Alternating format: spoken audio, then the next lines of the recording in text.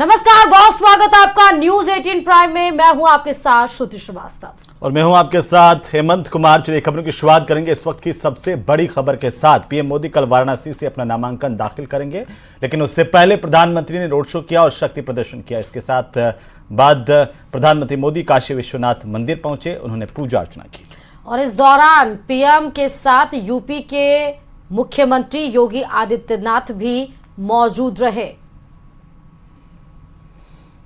तो ये तस्वीरें आपको दिखा रहे हैं। काशी में मोदी मोदी के नारे पिछले 10 साल से गूंज रहे हैं। 10 साल हो चुके हैं जब काशी ने ख्वाहिशों के लिफाफे में अपनी किस्मत नरेंद्र मोदी को सौंप दी। इन 10 सालों में काशी की किस्मत बदल गई। नरेंद्र मोदी ने काशी को इस बात का सबसे बड़ा उदाहरण बना दिया कि विकास और विरासत दोनों साथ साथ कैसे आगे बढ़ सकते हैं।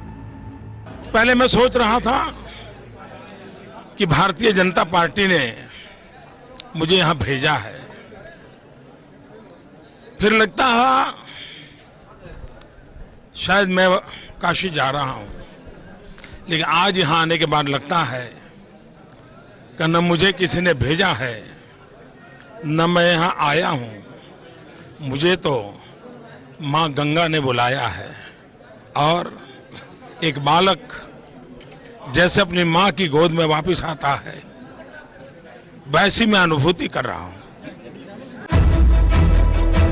ये प्रधानमंत्री नरेंद्र मोदी के स्वागत के जश्न में डूबी काशी है। ये गंगा के मानस पुत्र के भव्य रोड शो में उमड़ी काशी है। ये नरेंद्र मोदी की राजनीति के लिए शक्तिपीठ बन चुकी काशी है, जो सुबह 3 बजे से ही प्रधानमंत्री के स्वागत की तैयारियों में जुटी है। ये वो काशी है जिसके बारे में दावा ये है कि 24 में मोदी वोट का वर्ल्ड रिकॉर्ड बनाने जा रहे हैं। ये दावा इसलिए क्योंकि पिछले 10 साल में प्रधानमंत्री नरेंद्र मोदी ने दुनिया के सबसे प्राचीनतम शहर को आधुनिकता की नई पहचान दी है। नरेंद्र मोदी की काशी देश में विकास और विरासत, प्राचीनता और आधुनिकता का नया संगम है।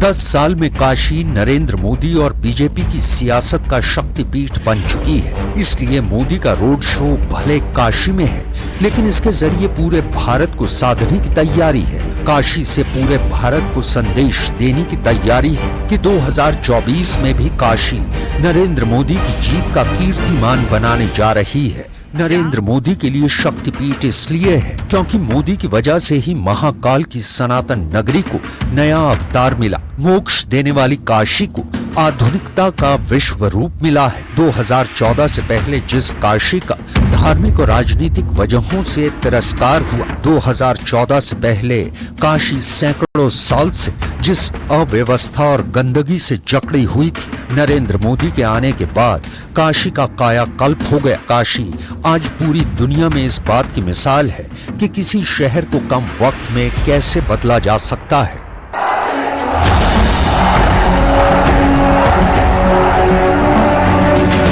वाराणसी आज कहता है कि नरेंद्र मोदी को चुनने के बाद यहाँ जो आज है वो कल से बेहतर है, और जो कल होगा वो आज से और शानदार होगा। खुद काशी कहती है कि मोदी का कर्म क्षेत्र बनने के बाद ये शहर का स्वर्ण काल है। नरेंद्र मोदी के कार्यकाल में काशी को 60,000 करोड़ से ज्यादा की परियोजनाएं मिली। नरेंद्र मोदी के प्रधानमंत्री बनने के बाद काशी विश्वनाथ कॉरिडोर बना। अंतर्राष्ट्रीय कन्वेंशन सेंटर रुद्राक्ष शुरू हुआ। 750 करोड़ की लागत से रिंग रोड बना। काशी को मल्टी लेवल पार्किंग मिले। हाईवे का चौड़ीकरण हुआ। 430 बेड का सुपर स्पेशलिटी हॉस्पिटल मिला। काशी में पहली बार रोपवे पब्लिक ट्रांसपोर्ट की शुरुआत हुई। 60 करोड़ रुपए में हेलीपैड वाला नमो घाट बना। 720 जगहों पर 3000 सीसीटीवी कैमरे लगे। गाजीपुर सड़क पर 3 लेन का फ्लाईओवर मिला। दशाश्वमेध घाट पर क्रूज सर्विस और ड्रोन शो की शुरुआत हुई। सिर्फ इतना ही नहीं, नरेंद्र मोदी के नेतृत्व में गंगा नदी के जरिए काशी सीधे महासागर से भी जुड़ने जा रही है। काशी का सांसद बनने के बाद मोदी ने प्राचीनता के आधार पर बनारस को आधुनिक बनाने का वादा किया था। और नरेंद्र मोदी ने काशी से अपना वादा पूरा भी किया।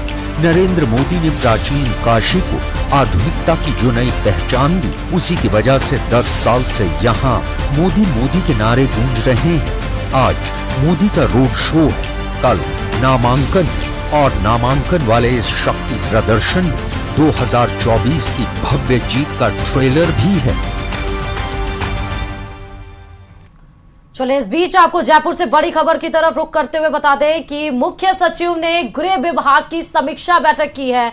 अवैध खनन के खिलाफ बढ़ते मामलों पर सीएस ने नाराजगी जताई है।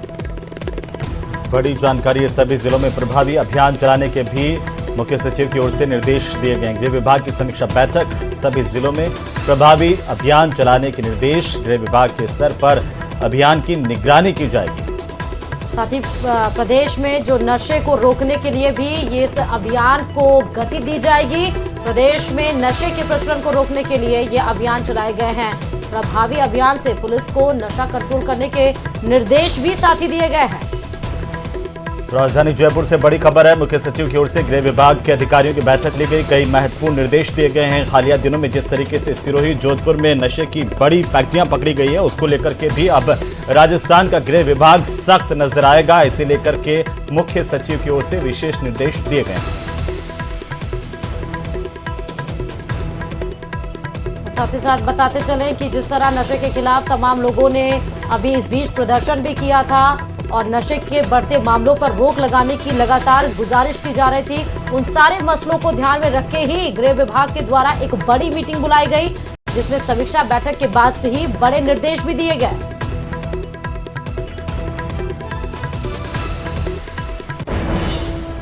और इसी बीच दिल्ली से बड़ी खबर, मुख्यमंत्री भजनलाल शर्मा के दिल्ली दौरे में कुछ बदलाव किया गया, जिसे लेकर के बड़ी अपडेट इस वक्त आ रही है। कुछ मिनट में दिल्ली के एयरपोर्ट पर मुख्यमंत्री भजनलाल शर्मा पहुंचेंगे और यहां से एयरपोर्ट से सीधे जोधपुर हाउस जाएंगे। बताते चले कि आज दिल्ली में सीएम रात्रि विश्राम करेंगे और कल दोपहर मंगलवार को लगभग 2:30 बजे दिल्ली आना प्रस्तावित था, लेकिन अब इस कार्यक्रम में थोड़ा सा बदलाव करते हुए पहले कार्यक्रम के अनुसार कल मंगलवार दोपहर 2:30 बजे दिल्ली आना था प्रस्तावित, लेकिन अब दिल्ली दौरे में बदलाव करते हुए सीधे एयरपोर्ट से जोधपुर हाउस जाएंगे सीएम भजनलाल शर्मा। तो कार्यक्रम में थोड़ा सा बदलाव, कुछ मिनट में दिल्ली पहुंचेंगे और उसके बाद जोधपुर के लिए रवाना होंगे। दिल्ली एयरपोर्ट पर पहुंचने का कार्यक्रम अभी बताया जा रहा है मुख्यमंत्री भजनलाल शर्मा का। जानकारी के मुताबिक कल मुख्यमंत्री का दिल्ली का दौरा प्रस्तावित था, लेकिन उसमें फेरबदल करते हुए आज ही सीएम भजनलाल शर्मा दिल्ली पहुंच रहे हैं। कुछ ही मिनटों में सीएम दिल्ली एयरपोर्ट पर पहुंचेंगे और वहां से सीधे जोधपुर हाउस के लिए प्रस्थान करेंगे। रात्रि विश्राम मुख्यमंत्री का आज दिल्ली में होगा। इसे लेकर के बड़ी जानकारी सामने आ रही है। और इस बीच जयपुर से बड़ी खबर एक और है कि स्कूलों को बम से उड़ाने की धमकी मामले में 56 स्कूलों को ईमेल धमकी भरे भेजे गए थे, लेकिन अब police commissioner Biju George Joseph का साफ बयान सामने आ गया है। बड़ी जानकारी, स्कूलों को बम से उड़ाने की धमकी का पूरा मामला और इस पर police commissioner Biju George Joseph की तरफ से कहा गया कि दिन भर सर्च ऑपरेशन चलाया गया सुरक्षा एजेंसियों के साथ मिलकर के राजस्थान पुलिस की तरफ से, लेकिन कोई भी विस्फोटक पदार्थ नहीं मिला। हालांकि इस धमकी भरे ईमेल को देखते हुए कई स्कूलों में छुट्टी की गई थी आपातकाल के तहत और पुलिस कमिश्नर की तरफ से अपील की गई है तमाम लोगों से कि अफवाहों पर कृपया ध्यान नहीं दें। एक ही ईमेल आईडी से ये सारे मैसेज भेजे गए थे। पुलिस कमिश्नर आरोपियों की तलाश में लगातार जुटी हुई है। जयपुर पुलिस भी आरोपियों की तलाश में जुटी हुई है। बता दें कि एक ही ईमेल आईडी से लगातार मैसेज आए थे जयपुर की तमाम स्कूलों को बम से उड़ाने की धमकी। हालांकि ये जयपुर ने इसके पहले सबसे पहले इसकी शुरुआत दिल्ली के स्कूलों से हुई थी, जहां बम से उड़ाने की धमकी दी गई थी। उसके बाद जयपुर तक पहुंची और एक बार फिर स्कूलों को जयपुर के बम से उड़ाने की धमकी दी गई, लेकिन अब इसमें बड़ा अपडेट आया है, कोई विस्फोटक नहीं मिला। जयपुर शहर के कई स्कूलों में सूचना उनको मिला है कि कोई विस्फोटक सामग्री उनके स्कूलों में रखा गया है। ये ईमेल पिछले रात को करीबन 4 बजे के आसपास भेजा होगा और उन जगहों पर हमने हमारा डिस्पोजल स्क्वाड से चेकिंग करवाया है। काफ़ी जगह पर चेकिंग हो गया है और चेकिंग के दौरान कोई विस्फोटक सामग्री नहीं पाया गया है। के इंटरव्यू को लेकर कांग्रेस चारों तरफ से हमला कर रही है। ऐसे में बीजेपी के नेता भी बचाव में उतर आए हैं। तो वहीं राज्यसभा सांसद मदन राठौड़ ने कांग्रेस पार्टी पर गंभीर आरोप लगाए। उनका कहना है कि कांग्रेस ने अपना राष्ट्रीय चरित्र खो दिया है। पता नहीं क्या हो गया है, सारा राष्ट्रीय चरित्र उनके समाप्त हो गया। वो तुष्टीकरण की नीति इतनी अपना रहे हैं कि हर समय हर विषय में वो ये देखते हैं। मुझे ऐसा लगता है कि ये पाकिस्तान परस्ती मानसिकता उनकी बन गई है। अब मोदी जी ने कहा कि हम 400 पार करेंगे, तो उसको लेकर के उन्होंने अनर्गल बकवास शुरू कर दिया, अनर्गल बातें बोलना शुरू कर दिया।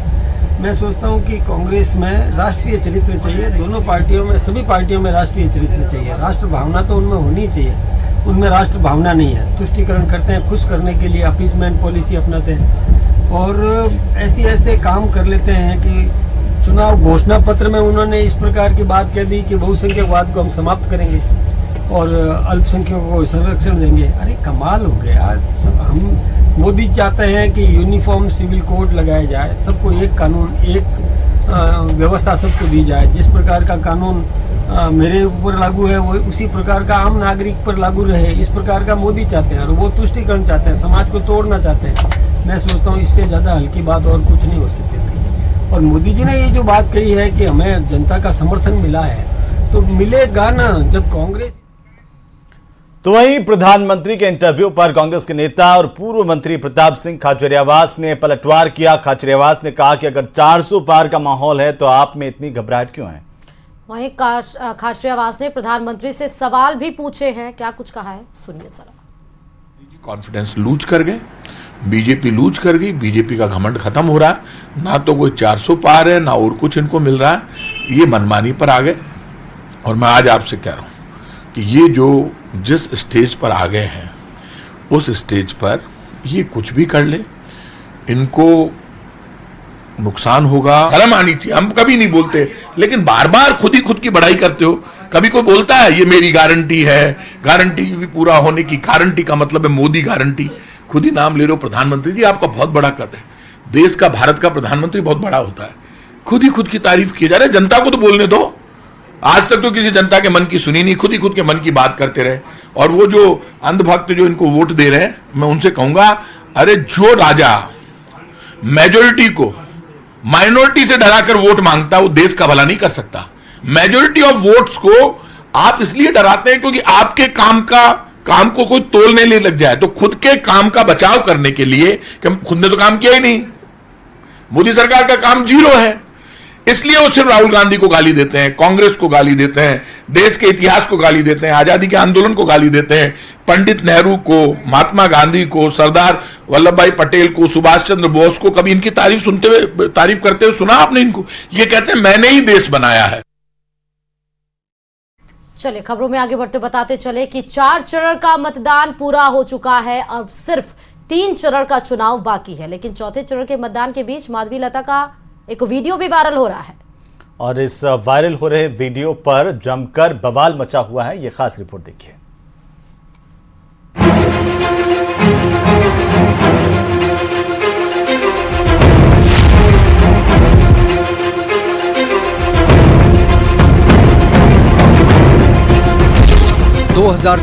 लोकसभा चुनाव के चौथे चरण के लिए आज 10 राज्यों और एक केंद्र शासित प्रदेश की 96 सीटों पर वोट डाले गए। वैसे तो इस चरण में कई दिग्गजों का मुकाबला रहा, लेकिन हैदराबाद की सीट आज सबसे ज्यादा चर्चा में रही। AIMIM के प्रमुख असदुद्दीन ओवैसी यहाँ के मौजूदा सांसद हैं और इस बार भी वो पार्टी के उम्मीदवार हैं। वहीं उनका मुकाबला इस बार बीजेपी की माधवी लता से हो रहा है, जिनके एक वीडियो ने सियासत को बढ़ा दिया है। माधवी लता आज वोटिंग के दौरान एक बूथ पर बुर्का पहनी महिलाओं की पहचान चेक करती दिखी। माधवी महिलाओं से बुर्का उठाकर वोटर ID कार्ड और दूसरे पहचान पत्र से मिलान कर रही थी, लेकिन माधवी के इसी वीडियो ने हंगामा खड़ा कर दिया। AIMIM नेता वारिस पठान ने सोशल मीडिया साइट X पर पोस्ट करते हुए मामले में चुनाव आयोग से कार्रवाई की मांग की, तो TMC नेता साकेत गोखले ने भी चुनाव आयोग पर सवाल उठाए। मामला बढ़ते ही माधवी लता के खिलाफ चुनाव के दौरान बाधा पहुंचाने के मामले में कई धाराओं में केस भी दर्ज कर लिया गया। वहीं माधवी लता ने आरोप लगाया कि बूथ के 100 मीटर के भीतर AIMIM के पक्ष में नारे लगाए जा रहे थे और कई लोगों के नाम वोटर लिस्ट से हटा दिए गए। न्यूज 18 से एक्सक्लूसिव बातचीत में माधवी लता ने पुलिस पर एक तरफा कार्रवाई का आरोप लगाया। पुलिस ने केस बुक किया है आपके अगेंस्ट में, क्या कहेंगे आप? अभी आप ही देख रहा है 100 मीटर भी नहीं था, 50 मीटर के अंदर उतना भी नहीं था, मतलब MIM पार्टी का नारे लगा रहे थे। क्या कर रहे थे पुलिस? आपने स्वयं देखा ये बात, हर मीडिया ने देखा ये बात कि 50 मीटर भी नहीं था, लेकिन वो लोग नारे लगा रहे थे। उसको बोलने की तक नहीं है पुलिस को। आपको लग रहा है कि फेयर नहीं हो रहा है? नहीं, बिल्कुल नहीं हो रहा है साहब, ये साफ साफ दिख रहा है यहाँ पर, एकदम बढ़िया से कॉम्प्रोमाइज है ये लोग। तो क्या करेंगे? जब मैं हिम्मत कर सच्चाई के लिए आगे बढ़ी हूँ, तो सबसे बड़े लोग क्या कर सकते हैं?